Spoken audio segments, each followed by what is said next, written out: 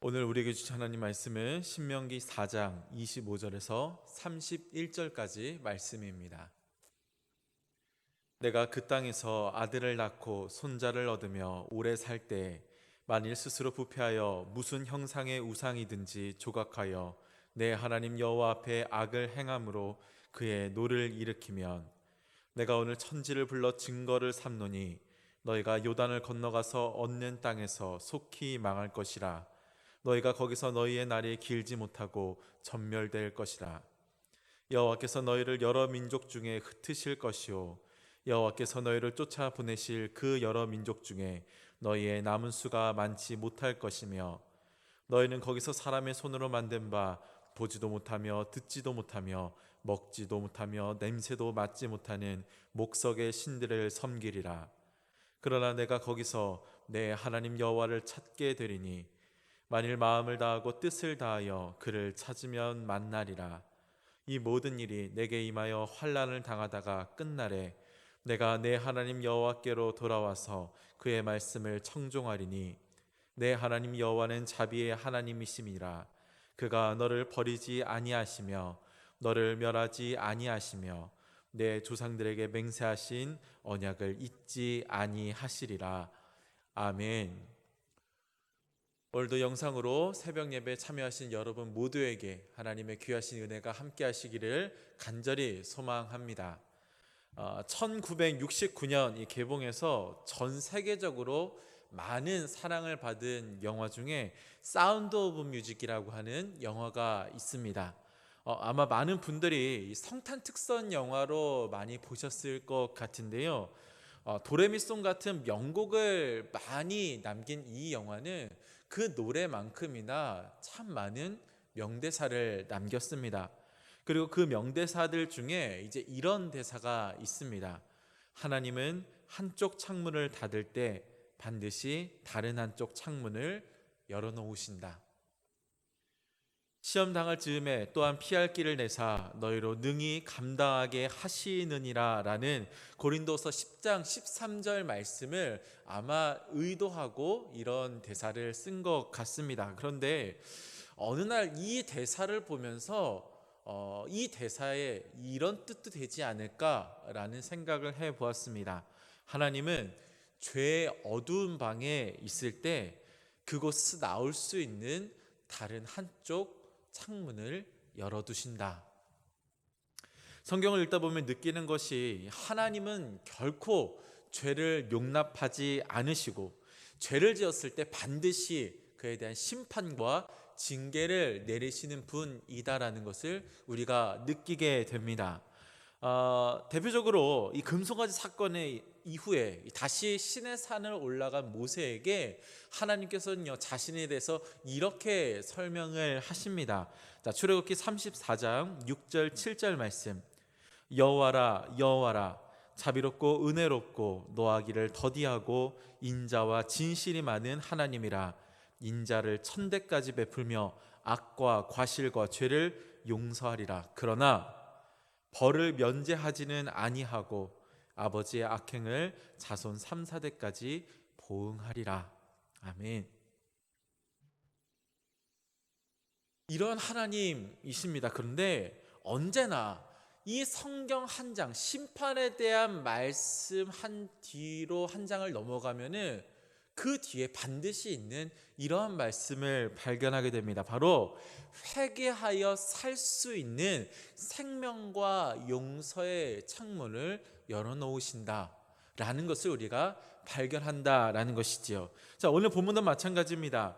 자, 신명기 4장은 이제 계속해서 우상 숭배에 대한 하나님의 경고의 말씀을 담고 있습니다. 우리가 지난 시간에 살펴보았던 말씀 가운데 24절 말씀에 하나님은 소멸하는 불이요 질투하시는 하나님이다 라고 설명을 하십니다. 그러면서 하나님께서 그 우상 숭배에 대해서 얼마나 엄격하게 대하실 것인지에 대해서 쭉 나열하고 있습니다. 특별히 오늘 말씀 이렇게 시작을 합니다. 본문 26절 말씀. 내가 오늘 천지를 불러 증거를 삼노니 너희가 요단을 건너가서 얻는 땅에서 속히 망할 것이라. 너희가 거기서 너희의 날이 길지 못하고 전멸될 것이니라. 아멘. 자, 하늘과 땅을 증인으로 삼아서 언약을 맺는 이 방식은요, 고대 근동에서 아주 엄격하고 엄중한 계약을 맺을 때 쓰는 표현입니다.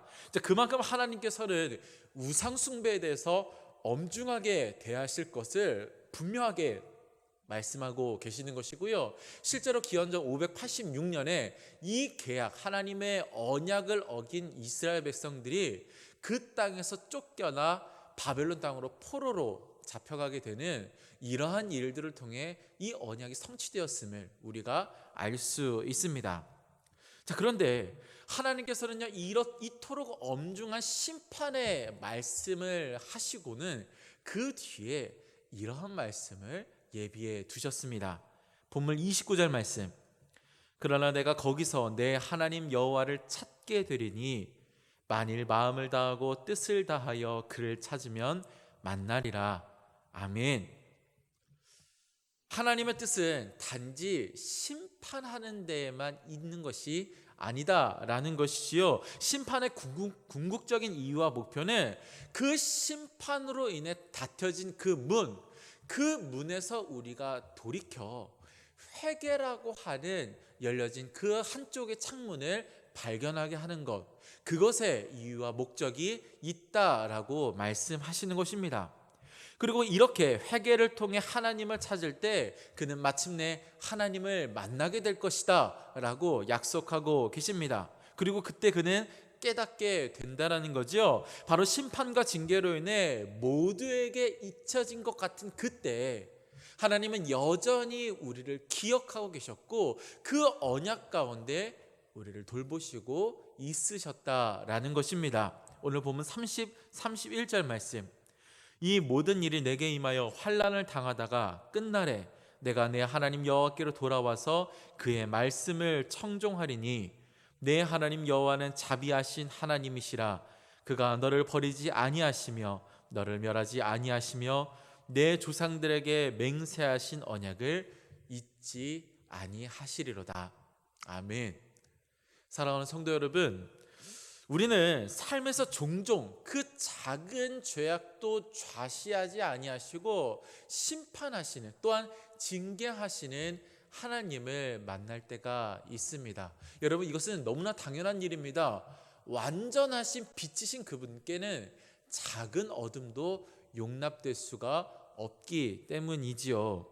그러나 그렇다고 해서 하나님을 단지 그 죄를, 작은 죄 하나까지라도 찾아내서 심판하기만 기뻐하시는 분이 하나님이다, 이렇게 이해해서는 안 된다라는 것입니다. 왜냐하면 하나님의 심판의 목적은 징계가 아니라 오히려 궁극적으로 그가 회개하고 다시 사는 것에 있기 때문입니다.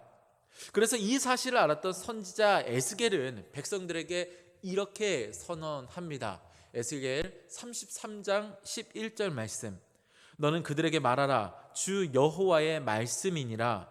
나의 삶을 두고 맹세하노니 나는 악인이 죽는 것을 기뻐하지 아니하고 악인이 그의 길에서 돌이켜 떠나 사는 것을 기뻐하노라. 이스라엘 족속아, 돌이키고 돌이키라. 너희 악한 길에서 떠나라. 어찌 죽고자 하느냐 하셨다 하라. 아멘. 하나님은 언제나 심판의 그 어두운 방에 회개의 창문을 반드시 열어놓는다는 것을 꼭 기억하시길 바랍니다. 그리고 혹시 지금 나의 영혼이 그 죄의 어두운 방 안을 서성이고 있다라고 느껴질 때 지금 그 삶에서 잠시 멈춰 고개를 돌려 그 열려진 창문, 회개의 창문을 찾으라. 이것이 하나님의 뜻이라는 것이지요. 그래서 그 창문을 통해 이 죄의 현실에서, 어두운 이 죄의 현실에서 나와 하나님 예비하신 그 자유와 평안의 그 놀라운 밝은 빛을 받아 누리는 것, 이것이 하나님께서 기뻐하시는 뜻인 줄로 믿습니다.